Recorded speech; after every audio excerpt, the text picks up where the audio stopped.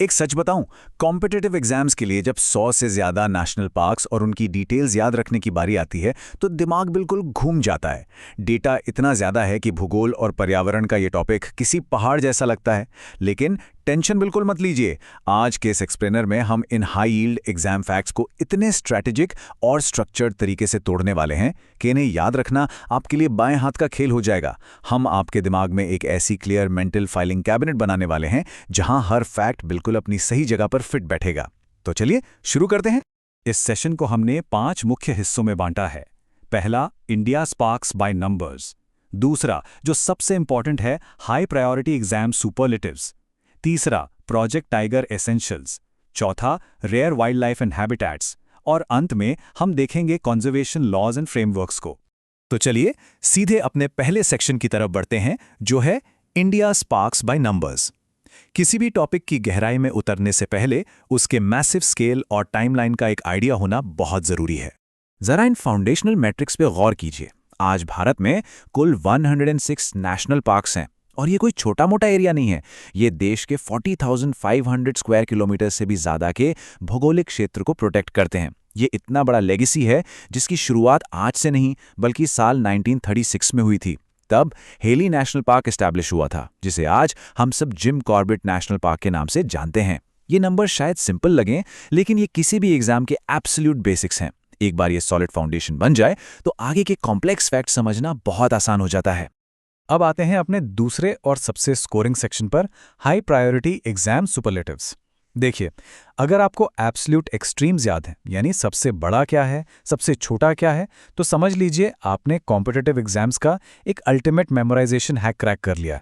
भारत की ज्योग्राफी में जो शीर कॉन्ट्रास्ट है ना, वो वाकई हैरान करने वाला है। एक तरफ देखिए, एकदम नॉर्थ में लद्दाख का हिमस नेशनल पार्क है। ये 4,400 स्क्वायर किलोमीटर्स में फैला हुआ एक विशाल स्नो लेपर्ड हैबिटेट है। एरिया के हिसाब से ये भारत का सबसे बड़ा नेशनल पार्क है। और अब इसके बिल्कुल ऑपोजिट चलते हैं, एकदम साउथ में अंडमान और निकोबार का south button island national park. आपको यकीन नहीं होगा, ये सिर्फ 0.03 स्क्वायर किलोमीटर्स का एक बेहद छोटा सा कोरल रीफ इकोसिस्टम है। ये जो मैसिव एक्सट्रीम्स है ना, यही एग्जाम्स में बार बार पूछे जाते हैं। बस इस तुलना को दिमाग में छाप लीजिए, आपको डायरेक्ट मार्क्स मिलने वाले हैं। चलिए एक और मजेदार तुलना देखते हैं। एक तरफ है मुंबई शहर के बिल्कुल बीचों बीच स्थित संजय गांधी नेशनल पार्क। ये पूरे एशिया का सबसे ज्यादा विजिट किया जाने वाला नेशनल पार्क है, पूरा अर्बन और हेविली ट्रैफिक्ड। और इसकी तुलना हम करते हैं केरला के पंपाडुम शोला नेशनल पार्क से, जो सिर्फ 1.3 स्क्वायर किलोमीटर एरिया के साथ भारत की मेनलैंड का सबसे छोटा नेशनल पार्क है। अब यहाँ एक एग्जाम ट्रिक छिपी है। स्मॉलेस्ट मेनलैंड वाला फैक्ट एग्जाम पेपर्स में अक्सर एस्पिरेंट्स को कंफ्यूज करने के लिए डाला जाता है, तो इसमें गलती बिल्कुल नहीं करनी है। इकोलॉजी पढ़ते हुए एक बेहद खास शब्द सामने आता है, और वो है फुमदी। वैसे फुमदी आखिर है क्या? असल में ये मिट्टी, वेजिटेशन और ऑर्गेनिक मैटर से बना एक फ्लोटिंग बायोमास होता है, जो मणिपुर की लोकतक लेक में मिलता है। और सबसे खास बात पता है क्या है?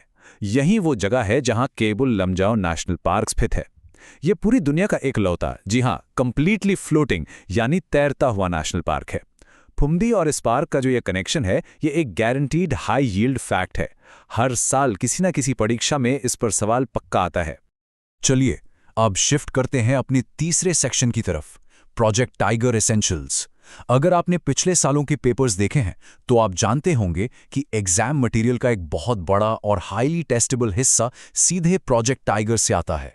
इस मैसिव कंजर्वेशन एफर्ट को अगर हम क्रोनोलॉजिकली देखें तो इसकी शुरुआत साल 1973 में होती है। तब जिम कॉर्बेट में पहली बार प्रोजेक्ट टाइगर लॉन्च किया गया था। उसके बाद से ये सफ़र लगातार आगे बढ़ा है। 2022 की सेंसस तक आते आते देश में टाइगर पॉपुलेशन 3,682 तक पहुंच गई। और हाल ही का एक इंपॉर्टेंट अपडेट ये है कि 2023 में मध्य प्रदेश का वीरांगना दुर्गावती टाइगर रिजर्व इस लिस्ट में 56th रिजर्व के रूप में जुड़ गया है। ये साफ दिखाता है कि ये इनिशिएटिव लगातार एक्सपैंड हो रहा है। अब इस नंबर पर थोड़ा ठहरते हैं। 3682 ये 2022 सेंसस का सबसे क्रूशल नंबर है, और इसको तो बिल्कुल रट लीजिए। ये सिर्फ एक फिगर नहीं है, बल्कि इस बात का बड़ा सबूत है कि आज पूरी दुनिया की वाइल्ड टाइगर पॉपुलेशन का लगभग 75% हिस्सा सिर्फ और सिर्फ भारत में सुरक्षित है। ग्लोबल वाइल्ड लाइफ हिस्ट्री में ये एक चमत्कार से कम नहीं है, और एक बहुत बड़ी कंजर्वेशन सक्सेस स्टोरी है। यही कारण है कि पेपर सेटर्स इस आंकड़े को क्वेश्चंस के लिए प्राइम मटेरियल मानते हैं। टाइगर रिजर्व्स की चर्चा हो और सबसे बड़े रिजर्व की बात ना हो, ऐसा तो हो नहीं सकता। तो सबसे बड़ा रिजर्व कौन सा है? वो है नागार्जुना सागर श्रीशैलम टाइगर रिजर्व। ये लगभग 3,728 स्क्वायर किलोमीटर्स के एक विशाल क्षेत्र में फैला हुआ है। पर इसमें एक और एग्जाम वर्दी डिटेल है। ये एक क्रॉस स्टेट रिजर्व है, यानी ये तेलंगाना और आंध्र प्रदेश दोनों राज्यों की सीमाओं में आता है। इसका इतना विशाल आकार और 2 राज्यों में इसकी ज्योग्राफिक लोकेशन इसको मैपिंग क्वेश्चंस के लिए एकदम टॉप प्रायोरिटी बना देती है। प्रोजेक्ट टाइगर से जुड़े 3 और बेहद अनोखे और डायरेक्ट पूछे जाने वाले फैक्ट्स हैं जिन्हें आपको रैपिड फायर स्टाइल में याद रखना है। पहला, NTCA यानी नेशनल टाइगर कंजर्वेशन अथॉरिटी। ये कोई आम बॉडी नहीं है, बल्कि एक स्टैट्यूटरी बॉडी है जिससे वाइल्ड लाइफ प्रोटेक्शन एक्ट 1972 की पूरी कानूनी बैकिंग मिली हुई है। दूसरा, एक बहुत ही प्रोग्रेसिव स्टेप है।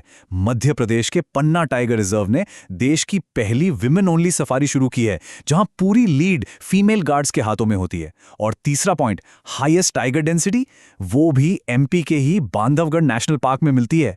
ये शॉर्ट और शार्प डिटेल्स आपको बहुत आगे रखेंगे। अब आते हैं अपने चौथे सेक्शन पर, rare wildlife and habitats. अब हम उन स्पेसिफिक प्रोटेक्टेड जोन्स की बात करेंगे जो पूरी दुनिया में बिल्कुल अनोखे हैं और जहां ऐसी वाइल्ड लाइफ मिलती है जो और कहीं नहीं मिलती। यहां बायोडाइवर्सिटी का एक और जबरदस्त कॉन्ट्रास्ट आपके सामने है। अरुणाचल प्रदेश का Namdapha national park incredible biodiversity का एक ऐसा कमाल का उदाहरण है, जहां चारों बड़ी बिग कैट स्पीशीज यानी tiger, snow leopard, clouded leopard और आर्म लेपर्ड एक ही जगह मिलती हैं। ऐसी वैरायटी वाकई रेयर है। वहीं दूसरी तरफ एक और एक्सट्रीम है, गुजरात का गिर नेशनल पार्क। ये इतना हाईली टेस्टेड इसीलिए है क्योंकि पूरी दुनिया में एशियाटिक लायंस का अब यही एकमात्र वाइल्ड रेफ्यूज बचा है। तो दोनों का अपना अपना एक यूनिक स्टेटस है जो एग्जाम्स के लिए बहुत इंपॉर्टेंट है। जेनेटिक्स और वाइल्ड लाइफ से जुड़ा एक और महत्वपूर्ण साइंटिफिक टर्म अक्सर पेपर में दिख जाता है, मेलेनिस्टिक। इसका सीधा सा मतलब होता है अनयूजुअली डार्क पिगमेंटेशन, यानी आम रंग से अलग एक बेहद गहरा काला रंग। अब एग्जाम हॉल में जब ये शब्द आए तो आपका इमीडिएट एसोसिएशन ओडिशा के सिमलीपाल नेशनल पार्क के साथ जुड़ना चाहिए। ये पार्क अपने रेयर काले यानी मेलेनिस्टिक टाइगर्स के लिए पूरी दुनिया में फेमस है। ऐसे सीधे एसोसिएशन वाले फैक्ट्स आपको मैचिंग क्वेश्चंस में तेजी से स्कोर करने में बहुत मदद करते हैं। भारत के वाइल्ड लाइफ सुपरलेटिव्स का खजाना यहीं खत्म नहीं होता। जैसे काजीरंगा नेशनल पार्क को ही ले लीजिए, दुनिया के लगभग 2/3 वन हॉर्न राइनोस अकेले यहां पाए जाते हैं। उसके बाद यूनेस्को कैटेगरी की बात करें तो खनकेन-जोंगा नेशनल पार्क 2016 में भारत का पहला मिक्स्ड यूनेस्को हेरिटेज साइट बना। अगर हम मरीन कंजर्वेशन की तरफ अपना रुख करें तो gulf of Mannar south Asia का सबसे पहला मरीन नेशनल पार्क था, जिसे 1980 में बनाया गया, जबकि गल्फ ऑफ कच्छ 1982 में भारत का पहला मरीन पार्क बना। ये सारी डिटेल्स अपने आप में एक माइलस्टोन है। और अब हम पहुंच गए हैं अपने आखिरी लेकिन सबसे क्रूशल सेक्शन पर, कंजर्वेशन लॉज एंड फ्रेमवर्क्स। यहां हम उन फाउंडेशनल रूल्स और रेगुलेशंस को समझेंगे जिनके तहत इन सभी प्रोटेक्टेड स्पेसेस और वाइल्ड एनिमल्स को लीगली गवर्न किया जाता है। जब भी वाइल्ड लाइफ कानून की बात आती है, सबसे पहला और मुख्य रेफरेंस होता है वाइल्ड लाइफ प्रोटेक्शन एक्ट 1972। सच कहूं तो ये कानून भारत की पूरी कंजर्वेशन स्ट्रैटेजी का एब्सोल्यूट बेडरॉक है, यानी आधारशिला। चाहे किसी नए नेशनल पार्क को डिक्लेयर करना हो, कोई नई सैंक्चुरी बनानी हो या किसी संकटग्रस्त प्रजाति को बचाना हो, ये सब कुछ इसी डिफाइनेटिव कानूनी फ्रेमवर्क के अंदर आता है।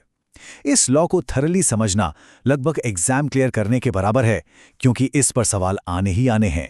लीगल परमिशंस और ह्यूमन एक्टिविटी के रूल्स को क्लियरली समझना जरूरी है, और इन प्रोटेक्टेड जोन्स के बीच का अंतर एकदम क्रिस्टल क्लियर होना चाहिए। नेशनल पार्क्स में हाईएस्ट प्रोटेक्शन लेवल लागू होता है। यहां किसी भी तरह की कमर्शियल या ह्यूमन एक्टिविटी बिल्कुल अलाउड नहीं है, मतलब नो कॉम्प्रोमाइज।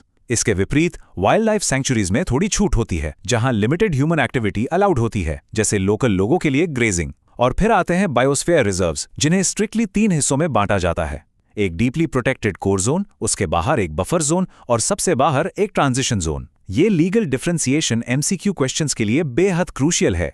एग्जाम्स के मल्टीपल चॉइस फॉर्मेट्स में अक्सर कंजर्वेशन इनिशिएटिव्स का क्रोनोलॉजिकल ऑर्डर भी पूछ लिया जाता है, इसलिए इन डेट्स पर भी अच्छी पकड़ रखिएगा। इस लीगल और क्रोनोलॉजिकल विकास की शुरुआत होती है 1975 में प्रोजेक्ट क्रोकोडाइल के साथ। उसके बाद 1992 में प्रोजेक्ट एलिफेंट लाया गया और काफ़ी आगे चलकर 2009 में हाई एल्टीट्यूड एरियाज को ध्यान में रखते हुए प्रोजेक्ट स्नो लेपर्ड लॉन्च हुआ। लगते तो ये छोटे इनिशिएटिव्स हैं, लेकिन पूरे पॉलिसी डेवलपमेंट को समझने के लिए इनका टाइमलाइन पता होना बहुत महत्वपूर्ण है। तो लगभग 40,500 स्क्वायर किलोमीटर्स के इस ह्यूज प्रोटेक्टेड एरिया और 106 विविध इकोसिस्टम्स के पूरे लैंडस्केप को समझने के बाद चलिए एक इंपॉर्टेंट सवाल पर सोचते हैं। आपके अगले एग्जाम पेपर में इनमें से कौन सा क्रूशियल पार्क सुपरलेटिव आने वाला है? क्या इस बार सवाल उन रेयर मेलानिस्टिक टाइगर्स पर होगा या फिर किसी ट्रिकी मरीन पार्क की लोकेशन पर? चुनौती चाहे जो भी हो, इस एक्सप्लेनर के बाद क्लियर फैक्ट्स के साथ जवाब आपके दिमाग में तुरंत स्ट्राइक करेगा। तो बस अपने नोट्स रिवाइज करते रहिए, पढ़ाई जारी रखिए और इन हाई यील्ड डिटेल्स को अपने फिंगरटिप्स पर रखिए। All the best.